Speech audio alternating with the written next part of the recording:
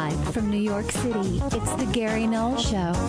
And now, your host, Gary Null. Hi, everyone. I'm Gary Null, broadcasting from our studios in New York City. Today, we're going to find out how walnuts lower our cardiovascular disease risk factor and at the same time boost our endothelium function, which is the lining of the arteries. And when that's healthy, well, we have less opportunity for heart attacks and strokes. And that's a major study, by the way. And also how bacteria has been found in Alzheimer's brains, University of Bristol. I mean, a lot of brains have bacteria. How? How that bacteria get there? What does it mean? Can we prevent it? Can we reverse it? I'll share that.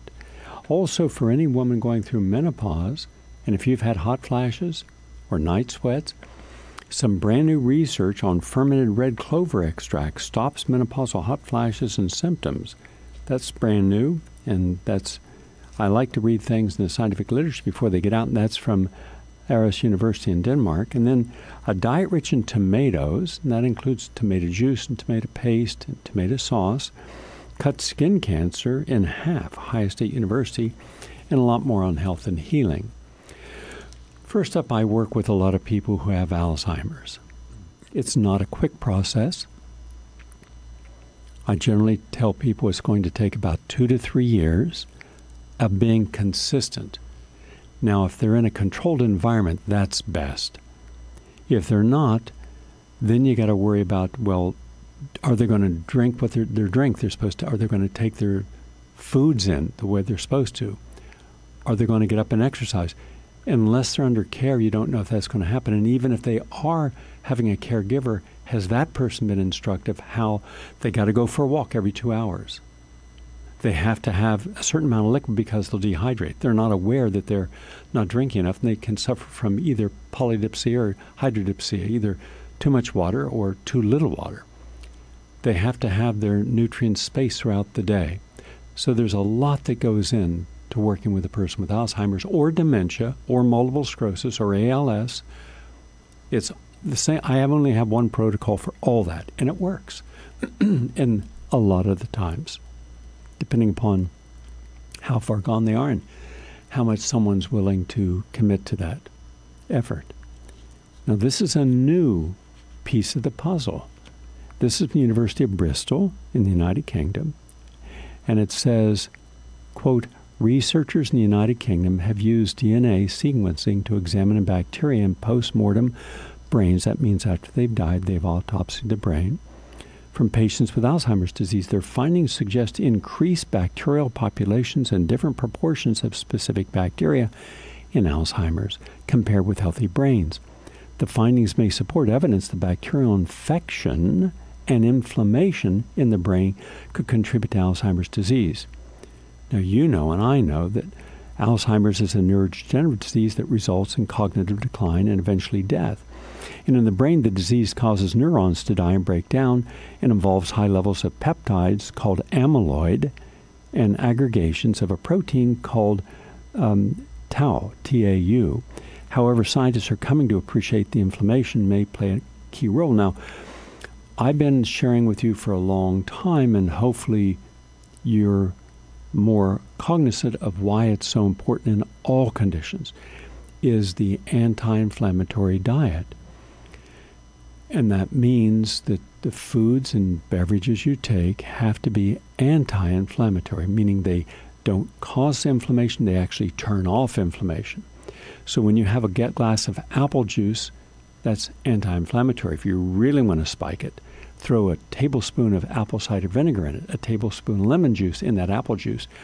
If you want something even more powerful for your brain or for someone who has brains that are aging, you can take the skin of 5 apples, just peel the skin of an organic apple, put it in a blender, save the rest of the apple, that's fine to juice. But you want those polyphenols. You want the quercetin. You spike that with about 2,000 to 4,000 milligrams of quercetin, and then you put your apple cider vinegar, lemon juice, and ginger in there, and you drink that down. And, it's about 16 ounces of liquid, but that you want that. Now, there's a lot more you could do with that. Pomegranate.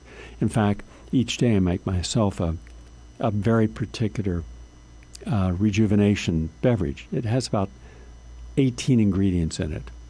And on another program, I'll share that with you. In fact, starting this week, I'm going to post on my website, on my both GaryNull.com, on ProgressiveRadarNetwork.com or PRN.FM, and my Facebook, I'm going to post anti-aging recipes. You'll see a picture, but then you'll get the actual recipe, and it's free. It's a public service. And which drinks you should have each day, depending upon the condition you have. But the key is every drink should be anti-inflammatory.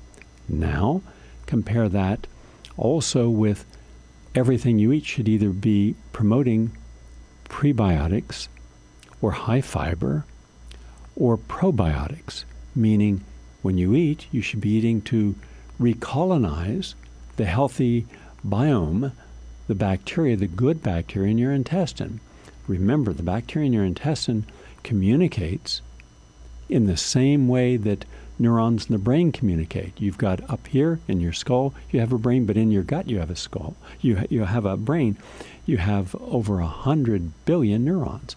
So if you have good bacteria in the gut, your whole body, the DNA, turns on healing, anti-inflammatory, and stronger immune system. On the other end, if you eat sugar, soft drinks, coffee, alcohol, even in moderation, you're turning on bad bacteria and you're turning off healing to the DNA.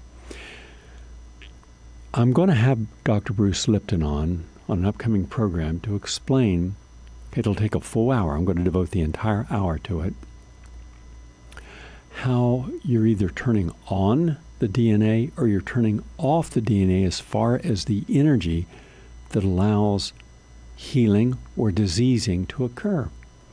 So when you look in the diet of the average person, especially an older person, you see that it was principally inflammatory foods. Most common is meat. And it's understandable because everyone I know, good people, loving people, thoughtful people, believed their doctor. So they smoked. Major full-page ads. I've collected them all, by the way, for a new documentary I'm doing. And I have over 60 full-page ads in the Journal of the American Medical Association encouraging women to smoke. Calm their nerves, soothe their throat. All right? Could you imagine giving something that causes emphysema and lung cancer and bronchitis? What caused the disease you're saying to take to prevent it? And 46,000 doctors recommend Chesterfields, and 44,000 doctors Lucky Strikes. And then everyone believed, as did my mother, that you had to feed meat 3 times a day. In fact, it was a sign of our working middle-class upbringing that my mother could provide us with a piece of meat at night. And it was particularly important. You went to the butcher and you got a 2-inch piece. Why 2 inches? I have no idea. I later would go to a butcher and I would ask him to cut me a 2-inch piece of meat. I weighed it, and then I saw how much was fat, approximately, how much was protein. I then took it into the lab, and I measured there's over 2,000 calories in that one single item. No wonder we had problems with weight. But also there is 4 times the amount of protein what the body could actually use. And when you can't use that amount of protein, there's no way of storing protein, so it breaks down with urea and ammonium, and it ends up with toxic reactions to the kidneys and the liver. But no one knew that. We didn't know. People thought that was the right thing to do. So a lot of things that we've been conditioned and live by ritual of doing are unhealthy. So when a person gets to an age where now they're suffering from memory loss, and that starts in your 30s and accelerates until where you have dementia or beginning of Alzheimer's in your 60s or 70s, you've already had a lifetime of killing cells and altering the DNA and altering the mitochondria and altering the neurons. So you have to be very, very extensively radical in reversing it, meaning you can't be conservative and be healthy. It's not humanly possible. Let me say that again. Because once I said you can't be overweight and be healthy, people thought, oh, that's crazy. Well, now all the science is proving that.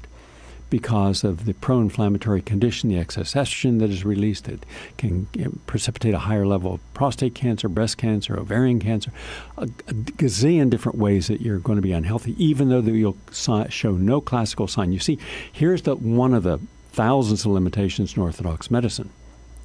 They only recognize you as diseased when you manifest a classical symptom. Well, chronic fatigue syndrome, you're not going to manifest that. Frequently, Lyme's disease, you won't manifest it. Most of your stress disorders, you won't manifest it.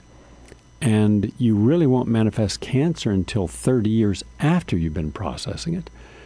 You won't manifest clogging of the arteries till long after they've been clogged.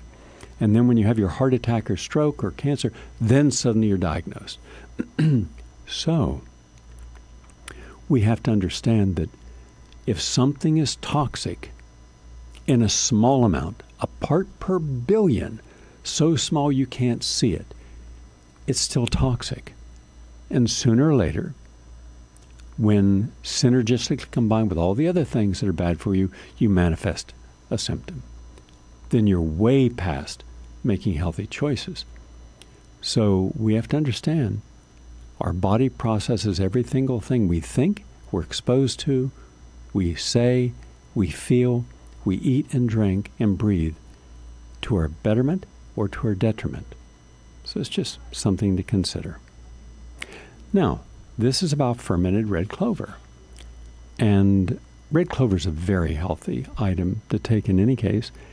And, quote, fermented red clover extract stops menopausal hot flashes and symptoms. And this is from Aarhus University in Denmark. Here's what it says. The vast majority of women in menopause are familiar with the status of red clover as an herbal medicine that soothes hot flashes and hormonal fluctuations. This holds true, new research shows, if the red clover is taken in a fermented form. Fermented red clover extract is demonstrated to decrease significantly both the number and severity of daily hot flashes. The study also found that the extract prevents the normally accelerated menopausal bone loss, affecting 1 in 3 women over the age of 50. And results show the treatment stopped bone loss in the spine completely. These findings are very promising as the benefits take place without any of the side effects of traditional prescribed hormone therapies that increase the risk of cancers and cardiovascular disease. All right, and this was published in PLOS ONE, a very respected journal.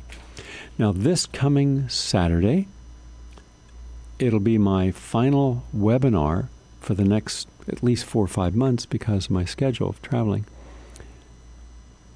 But it'll be on menopause. Now, I didn't know. I just read the study earlier this morning. So I'll be sharing that information. But everything else you can do to either prevent or mitigate or reverse menopausal symptoms to you literally get younger again. Lose weight, get your energy back, get your hair back, color back, eyebrows back, your metabolism normalized, your fingernails, toenails strong and shiny and red instead of brittle and cracked and fungus, your libido back, the thinning of the mucous membranes in your vagina, which nobody talks about, but they should, because an awful lot of women cannot have normal relationships with their partner because they would end up with infections and bleeding and because there's no moisture. Well, how do you get that moisture back? It's not that difficult. So all the things menopausal, I'll be taking questions as well as showing you a film, and it'll be about 3 hours long. You can go to my website for that. And finally, this is from Ohio State University. A diet rich in tomatoes cut skin cancer in half in this study. And that's important, big time. Quote, a new study of how nutritional interventions can alter the risk of skin cancers appeared online in the journal Scientific Reports. And then they talk about the diet that in this particular scientific study, on rats, they used 10% tomato in the diet. Well, if you're Italian, 10% tomato in the diet's about right. That's an awful lot of tomatoes they use, and they're one of the healthiest people in the world. If they stick to the traditional Italian, Mediterranean, French, Portuguese, Greek, Spain diet. There's three sides to the Mediterranean. The Western, Northern Mediterranean is what they're referring to when they talk about the Mediterranean diet. The Eastern side of the Mediterranean, no, those are the old Eastern Europe and, you know, the Bulgarias. Go through that whole section, going even above out in Northeast, Romania, Bulgaria, Hungary, Czechoslovakia, Yugoslavia, and then it's broken into Croatia and Herzegovina and all the other cities and major places through there. That's the Eastern Mediterranean diet, and it's one of the least healthy in the world. Very high in meat, generally some tubers, lots of sugar. But once again, you can still be healthy there. I know people who come from that area of the world, and they live on farms, and they have orchards, and they grow vegetables part of the year. And but it's principally a meat, dairy-based diet, and everything is frequently overcooked. So, in fact, a friend of mine brought her mother and father, who were both dying, and to see me, and I helped them for a month every day. And they overcame all diseases that they weren't helped with over there, and went back. And I never will forget this conversation I had. Two outstanding artists, by the way, very famous in their own country. And I said, you realize when you go home, you're going to have to change the food you eat. And my friend said, oh, there's farmers markets, and there's even some vegetarian restaurants now, and they never had before, and I'm going to go back, and I'm going to see that they stick to this protocol. So I said, you got to take these supplements, you got to do this exercise, you got to do, and all that you see, look at your blood pressure, it's normal. Look at your blood sugar, it's normal. Look at your swollen legs, they're gone. Look at all the weight that you had, it's gone. Look at your memory, and all these things that they had. They stayed with that for 2 weeks. I heard after they went home. And then I get a call from my friend who said, well, I tried, now it's just arguments. Now they're arguing and yelling at me every day. I want this and I want that. And they're having friends bring them stuff that, you know, the smoked pork, the sausages that they were used to, and the very thing that caused them to be sick. And how many children of parents run into that dilemma? You help them. Under your supervision, they will do it. But on their own, they don't want to. The idea that everyone gets well and stays well is a myth. And I'll end with this thought. This is the newest area of the plasticity of the brain. It's very dynamic. We're now learning for the first time, brand new science this week, that everything in your brain begins to change almost every 24 hours, including how we think and our perception of things from the past and present. And therefore, old ideas that we didn't like, now suddenly we're okay with them. Old things that we did like, suddenly we no longer like them. Old experiences that were not good are now good. Good experiences are now bad. And people couldn't figure this out. So we better be aware that there is no such thing as constant. Everything in life is changing. Now, what we do to protect ourselves is we create daily rituals. And as long as we stick to our rituals, we think that somehow we're okay. There's stability. There's some certainty. There is conformity to our rituals. It's simply not true. You can go through rituals, but at a certain point, the ritual becomes meaningless. We just do it because of some social or religious or cultural or familial responsibilities. We don't want to be excluded. We don't want to be attacked. We don't want to be ridiculed. But it no longer has the vibrancy of authentic harmonization that it once had. So just realize that no matter how you try to stay permanent, everything in the world is changing. Sometimes at a very subtle level. And the sensitive person is aware of that. and ask themselves, should I waste another day being complacent, or should I make an effort to make this day vibrant again? Just something to think about. More on that on upcoming programs. Thank you all for listening. Look forward to sharing. And tonight, 7 o'clock, the Progressive Commentary Hour. New information on 9/11. Have a nice day.